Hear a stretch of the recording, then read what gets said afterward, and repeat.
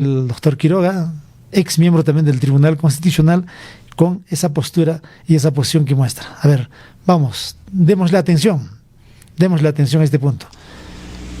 No queda ninguna duda que la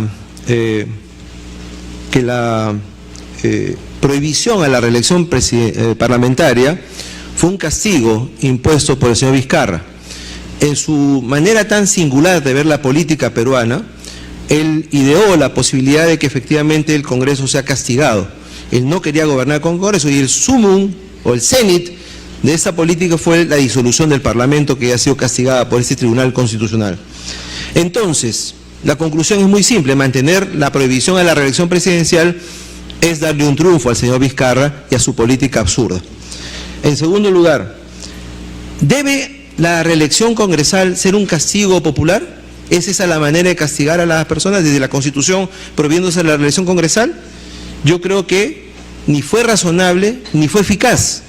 Ahí tenemos el resultado de los congresos últimos que hemos tenido, producto justamente de esa no reelección.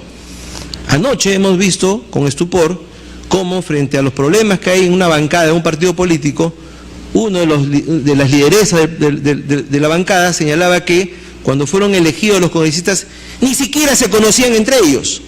Ergo, ni siquiera hay trabajo partidario, ni siquiera hay nada detrás. ¿Producto de qué? Precisamente de esta improvisación que impone la no reelección.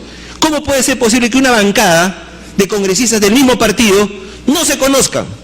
Porque no hay partidos políticos y porque no hay formación previa. Por lo tanto, ni fue eficaz, ni fue razonable, ni es conveniente para el Perú.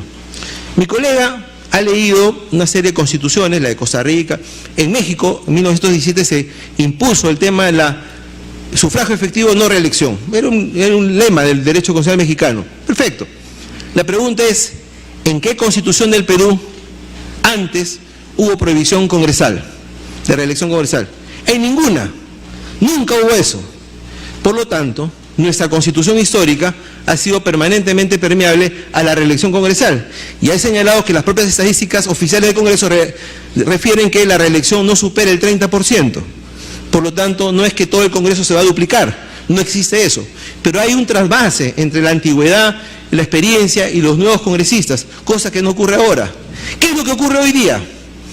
Que los congresistas nuevos están en manos o de los funcionarios del Congreso o de los asesores del Congreso, que son excongresistas, que son los que propugnan justamente los males que tenemos hoy día.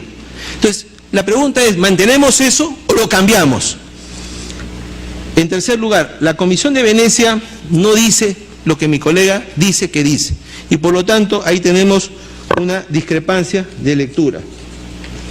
La Comisión de Venecia, hasta donde yo leo, dice lo siguiente: sin embargo, los límites a la reelección también debilitan el poder del órgano legislativo respecto al poder ejecutivo.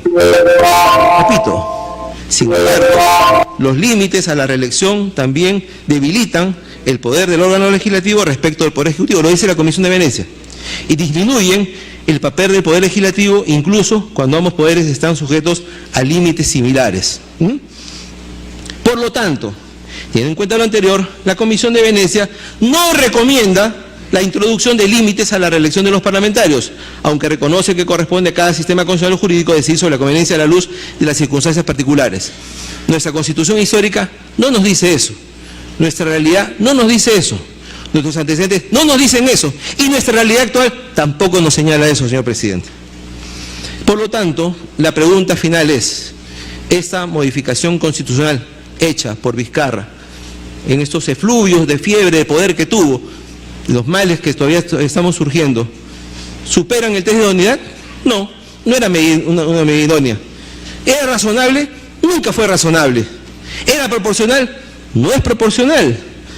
¿Había medidas menos gravosas? Por supuesto que sí. Sin embargo, no se utilizaron. Y fuimos al tema de la oclocracia, de la encuesta, o al tema plebiscitario. No a los congresistas. Cerremos el Congreso. Y como digo, esto fue un paso. La inmunidad, la reelección presidencial, la disolución del Congreso. El gobierno sin Congreso.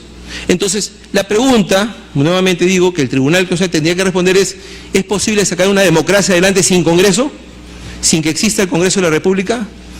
Esa es la respuesta que tenemos que dar en aras de contribuir a una mejor interpretación constitucional y a una mejor formación de nuestra democracia constitucional. En consecuencia, debe tratarse la reelección como una excepción, y las excepciones en el derecho se aplican en el menor número de supuestos. Es un principio general del derecho. La regla general se aplica extensamente y las reglas excepcionales excepcionalmente, sin analogía, sin restricción, sin limitar derechos. Por esta consideración, señor presidente, me reitero en que en su oportunidad este digno tribunal, haciendo la más apropiada y adecuada interpretación constitucional, como lo ha demostrado en los últimos tiempos, declare fundada nuestra demanda y borra de la Constitución este artículo 90A de la prohibición de la reelección parlamentaria. Muchas gracias. Abogado de la parte